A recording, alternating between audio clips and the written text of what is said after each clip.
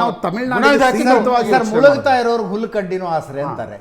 ತಮಿಳುನಾಡಿನಲ್ಲಿ ಅಧಿಕಾರಕ್ಕೆ ಬರುವಂತ ಅದಕ್ಕೆ ಅಂದ್ರೆ ಪಾರ್ಟ್ ಆಫ್ ಅಲಯನ್ಸ್ ಆಗಿರುವಂತ ಒಂದು ಅವಕಾಶ ಬಂದ್ರೆ ಯಾಕೆ ಬಿಡ್ಬೇಕು ಅವರು? ಈ ತರ ದುಡುಕ್ಬಿಟ್ಟು ಬಿಜೆಪಿ ಅವರು ಘೋರವಾದ ಅಪಮಾನ ಅನುಭವಿಸು. ರಾತ್ರಿ ಬೆಳಗಿನ ಜಾವ 6 ಗಂಟೆಗೆ ಅಜಿತ್ ಪವಾರ್ ಮತ್ತು ಇವನ್ನ ಫಡ್ನವೀಸ್ನ ಪ್ರಮಾಣ ಮೊದಲನೇ ಪ್ರಯತ್ನ ವಿಫಲ ಆಯ್ತು, ಎರಡನೇ ಪ್ರಯತ್ನ ಪಾರ್ಟಿ ಅದು ಮಾಡ್ಲಿ ಬಿಡಿ ಕಾಂಗ್ರೆಸ್ನವ್ರು. ರಾಹುಲ್ ಗಾಂಧಿ ನನಗೆ ಆಶ್ಚರ್ಯ ಆಗಿದೆ ಅಂತಂದರೆ, ಪ್ರಶಾಂತರು ಮಾತಾಡಬೇಕಾದ್ರೆ ವಿಶ್ಲೇಷಕರಾಗಿ ಮಾತಾಡ್ತಾರೆ, ಆದರೆ ವಿಶ್ಲೇಷಕರು ರಾಜಕೀಯ ಪಕ್ಷದಾಗೆ ಒಂದು ಕಾಂಗ್ರೆಸ್ನ ಟಾರ್ಗೆಟ್ ಮಾಡಿ ಮಾತಾಡಬೇಕು ಅಂತಕ್ಕಂಥದ್ದು ನೀವಲ್ಲ, ನಮ್ಮ ರವೀಂದ್ರ ರೇಷ್ಮೆ ಅವ್ರದ್ದು ನನಗೆ ಹಂಗೆ ಅನಿಸಿರ್ತಕ್ಕಂಥದ್ದು ಆಶ್ಚರ್ಯ.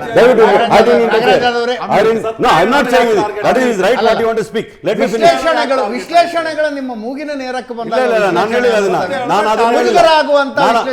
ಒಬ್ಬೊಬ್ಬ ವಿಶ್ಲೇಷಕರು ಒಬ್ಬೊಬ್ಬರನ್ನ ಆದರ್ಶವಾಗಿ ಇಟ್ಕೊಂಡಿರ್ತಾರೆ. ಅವ್ರು ನರೇಂದ್ರ ಮೋದಿ ಆದರ್ಶ ಇಟ್ಕೊಂಡಿದ್ರೆ ಅದು ಅವ್ರಿಗೆ ಬಿಟ್ಟಿರ್ತಕ್ಕಂಥ ವಿಚಾರ. ನಾನು ಬೇಡ ಅಂತ ಹೇಳಿಲ್ಲ. ಅದು ನಾನು ನೀವ್ ಯಾರು ಸೆಂಟ್ರಲ್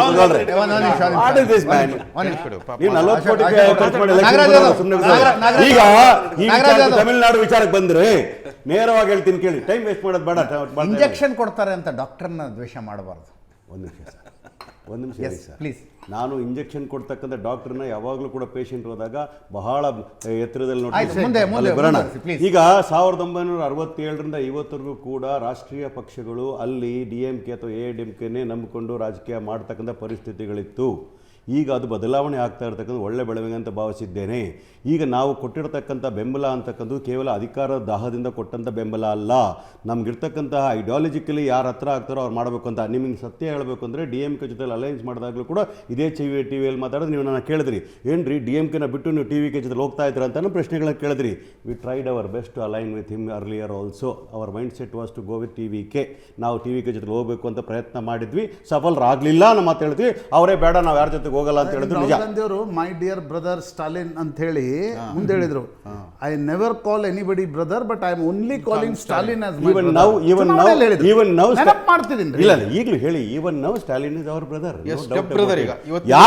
ಯಾರು ನಮ್ಮ ಸಿದ್ಧಾಂತಕ್ಕೆ ಹತ್ತಿರವಾಗಿರ್ತಾರೋ, ಯಾರು ಪೆರಿಯಾರು ಮತ್ತು ಅಂಬೇಡ್ಕರ್ ಮತ್ತು ಸಂವಿಧಾನ ಯಾರು ಹೆಚ್ಚು ಹತ್ತಿರ ನಾವು ನೋಡಿ ನಿಮ್ಮ ಸಿದ್ಧಾಂತಕ್ಕೆ ತಮಿಳುನಾಡಿನ ರಾಜಕಾರಣದಲ್ಲಿ ತಮಿಳುನಾಡಕ್ಕೆ ಒಳ್ಳೇದಾಗ್ತಕ್ಕಂಥದ್ದು, ಕೋಮುವಾದವನ್ನು ದೂರ ಇಡತಕ್ಕಂಥದ್ದು, ಪ್ರಜಾತಂತ್ರ ಸದೃಢಗೊಳಿಸಬೇಕು ಅನ್ನೋ ಕಾರಣಕ್ಕೋಸ್ಕರ ನಾವು ಈಗ ಯಾವುದು ಶಾರ್ಟೇಜ್ ಇದೆ, 108 ಜನ ಗೆದ್ದಿದ್ದಾರೆ, ಅವ್ರಿಗೊಂದು 10 MLAಗಳ ಶಾರ್ಟೇಜ್ ಸಂದರ್ಭದಲ್ಲಿ ನಾವು ಪ್ರಜಾತಂತ್ರ ಪಾಲಿಟಿಕ್ಸ್ ಮಾಡ್ಲಿಕ್ಕೆ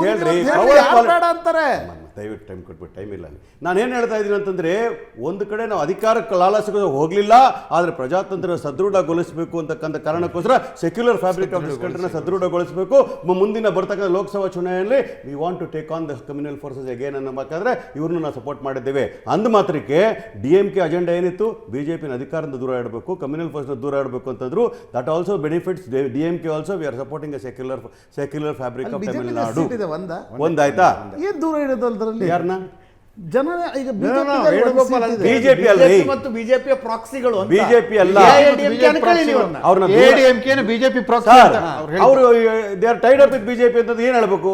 ಪ್ರಾಕ್ಸಿಗಳು ಅಂತ ಏನ್ ಹೇಳ್ಬೇಕು ಅದಕ್ಕೆ? ಆಮೇಲೆ ತಮಿಳುನಾಡಲ್ಲಿ ತಮಿಳುನಾಡಲ್ಲಿ ಅಲಯನ್ಸ್ ಪಾರ್ಟ್ನರ್ಗಳು ಚೇಂಜ್ ಆಗ್ತಕ್ಕಂಥದ್ದು ಹೊಸದೇನಲ್ಲ. ಬಹಳಷ್ಟು ವರ್ಷಗಳ ನೋಡಿದ್ವಿ, ಬಹಳ ಸಂದರ್ಭದಲ್ಲಿ ನೋಡಿದ್ವಿ.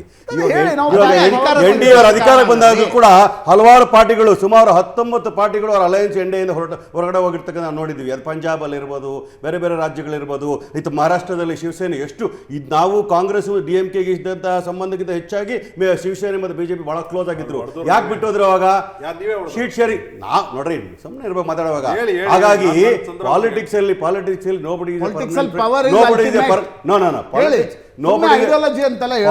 ಅಲ್ಲಿ nobody is A friend, nobody is N enemy ಅಂತಕ್ಕಂಥದ್ದು ಮತ್ತೊಮ್ಮೆ ಸಾಬೀತಾಗ್ತದೆ. ಆದ್ರೆ ನಾವು ಐಡಿಯಾಲಜಿಕಲಿ ನಾವು ಯಾರು ನಮಗೆ ನಮ್ಮ ಐಡಿಯಾಲಜಿಗೆ ಹತ್ತಿರ ಇರ್ತಾರೋ ಅವ್ರ ಜೊತೆಗೆ ಯಾರು ಹೆಚ್ಚು ಹತ್ತಿರ ಅಂತ ಕೇಳಿದೆ ನೋಡಿ. ನಿನ್ನೆ ತನಕ DMK ಹೆಚ್ಚು ಹತ್ತಿರವಾಗಿತ್ತು, ಇವತ್ತು TVK ನಾವು TVK ಜೊತೆ ಹೋಗಿದ್ದೀವಿ ಅಂತ ಮಾತ್ರಕ್ಕೆ we will not dump DMK as such.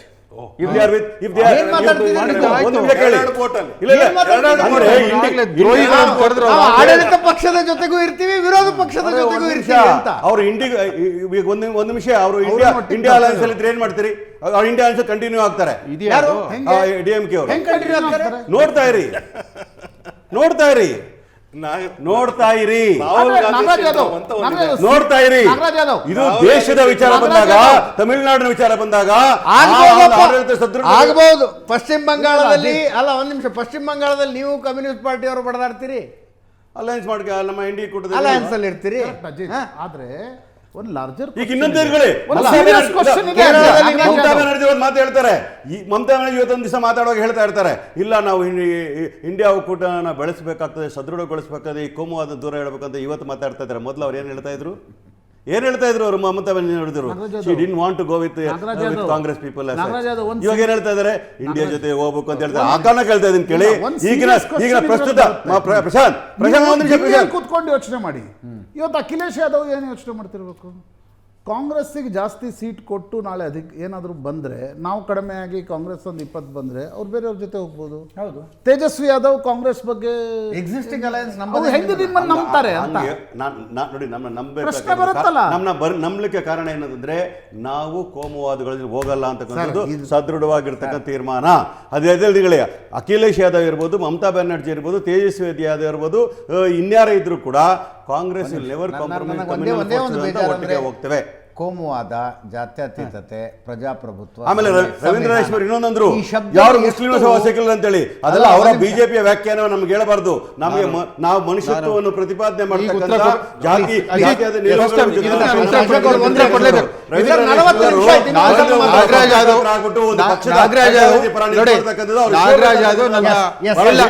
ನನ್ನ ಪ್ರೊಫೆಷನಲ್ ಇಂಟಿಗ್ರಿಟಿ ಪ್ರಶ್ನೆ ಮಾಡಿದ ಒಂದು ಉತ್ತರ ಕೊಟ್ಬಿಡ್ತೀನಿ.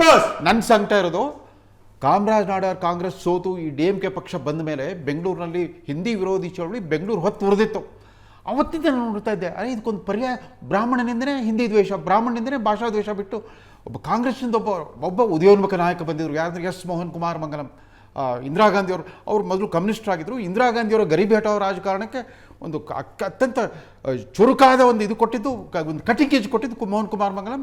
ಅವ್ರ ಪಾಪ ವಿಮಾನ ಅಪಘಾತದಲ್ಲಿ ತೀರ್ಕೊಂಡ್ಬಿಟ್ರು. ಅದಾದ್ಮೇಲೆ ನಾನು ಪಿ ಚಿದಂಬರಂ ಅವರಿಂದ ನಿರೀಕ್ಷೆ ಮಾಡಿದ್ದೆ, ವೆಂಕಟರಾಮನ್ ಅವರಿಂದ ನಿರೀಕ್ಷೆ ಮಾಡಿದ್ದೆ, ಇವರೇನಾದ್ರೂ ಒಂದು ಪರ್ಯಾಯ ನ್ಯಾರೇಟಿವ್, DMKಗೆ ಪರ್ಯಾಯ ನ್ಯಾರೇಟಿವ್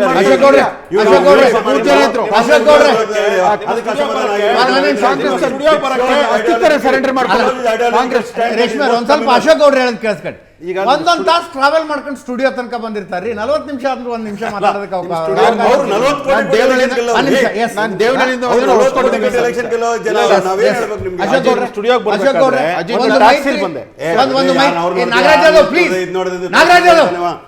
ಒಂದು ಮೈತ್ರಿ ತಯಾರಾಗಿದೆ ನಿಮ್ಮನ್ನು ದೂರ ಇಡೋದಕ್ಕೆ.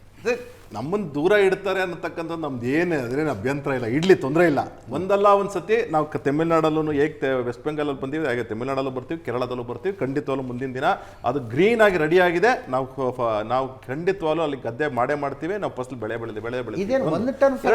ಅನ್ಕೊಂಡ್ರ ನೀವು? ಇಲ್ಲ, ಇದು ನಮ್ಮ ಅಣ್ಣಾಮಲೈಯವರು, ಅಜಿತ್ ಅಣ್ಣಾಮಲೈಯರು ಹಾಕಿರ್ತಂತಹ ಏನು ಉತ್ತಿದ್ರು ಅದಕ್ಕೆ ಬಿತ್ತು ಬೆಳೆ ಬೆಳ್ಕೊಂಡಿದ್ದಾರೆ. ಸಂತೋಷ. ಅದೇನು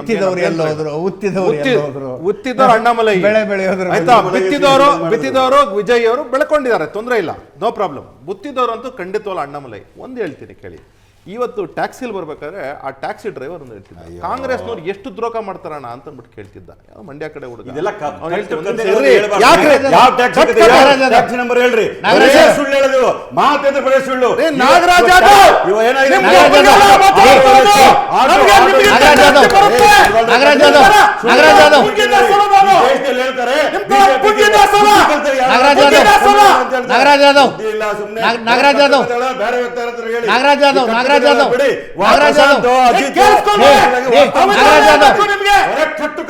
ನಾಗರಾಜ್ ಯಾದವ್ ಸುಳ್ಳುಗಾರ ನೀನು.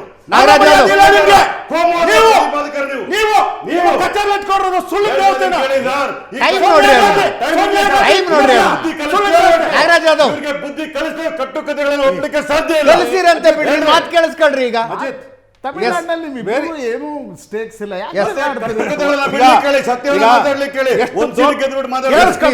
ಎಷ್ಟು ದೋಖ ಮಾಡ್ತಾರೆ ಅಂತ ಒಬ್ಬ ಟ್ಯಾಕ್ಸಿ ಡ್ರೈವರ್ ಹೇಳ್ತಾ ಇದ್ದಾರೆ. ಏನಂತ ಹೇಳಿದ್ರೆ, ಅವ್ರು ಹೇಳಿದ್ದು ದೇವೇಗೌಡರು ಮತ್ತು ಕುಮಾರಸ್ವಾಮಿ ಅವರಿಗೆ 2019ರಲ್ಲಿ ಯಾವ ರೀತಿ ದೋಖ ಮಾಡೋದು ಅಂತ. ಈ ಒಂದು ಹಿಸ್ಟ್ರಿ ನಾನು ರವೀಂದ್ರ ಸರ್ ಮಾತಾಡ್ತಾ ಇದ್ವಿ ನೋಡಿ.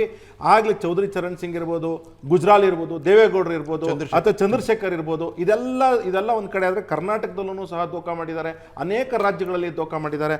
ನಾನು ಆ ಹುಡುಗ ಹೇಳಿದ ಮೇಲೆ ನಾನು ಒಂದು ಸ್ವಲ್ಪ ರಿಸರ್ಚ್ ಮಾಡ್ಕೊತಿದ್ದೆ. ಆಗ ಸೋಷಲಿಸ್ಟ್ ಪಾರ್ಟಿಯಿಂದ ಹಿಡ್ಕೊಂಡು ಇವತ್ತಿನ DMK ವರೆಗೂ ಡಿಚ್ ಮಾಡಿರ್ತಕ್ಕಂಥದ್ದು ಕಾಂಗ್ರೆಸ್ ಪಾರ್ಟಿ ಅನ್ನೋದಕ್ಕೆ ಒಂದು ದೊಡ್ಡ ಇತಿಹಾಸ ಇದೆ. ಇವ್ರಿಗೆ ಏನು ಬೇಕಾಗಿಲ್ಲ, ಅಧಿಕಾರ ಅಧಿಕಾರ ಅಧಿಕಾರ. ಸರ್, ಯಾರು ಏನಕ್ಕೆ ಅಧಿಕಾರ ಅದನ್ನ ಕೊಡ್ತಾರೆ, ಹೇಳ್ಲಿಕ್ಕೆ ಹೇಳಿ ಸರ್. ಯಾರು ಅಧಿಕಾರ ಕೊಡ್ತಾರೆ, ಯಾರು ಮಂತ್ರಿಗಿರಿ ಕೊಡ್ತಾರೆ, ನೋಡಿ, ಯಾರು let us ಮಂತ್ರಿಗಿರಿ speak. ಕೊಡ್ತಾರೆ, ಕರ್ನಾಟಕ ನಾವು ಯಾರು ಮೋಸ ಮಾಡಿದ್ದೀವಿ?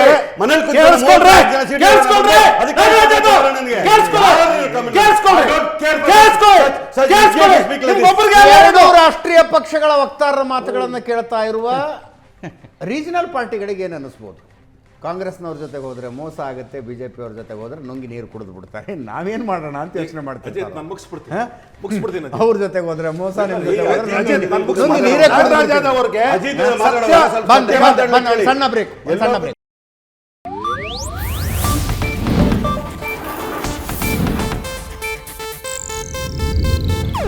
ಇದು ಏಷ್ಯಾನೆಟ್ ನ್ಯೂಸ್ ನೆಟ್ವರ್ಕ್ ಪ್ರಸ್ತುತಿ.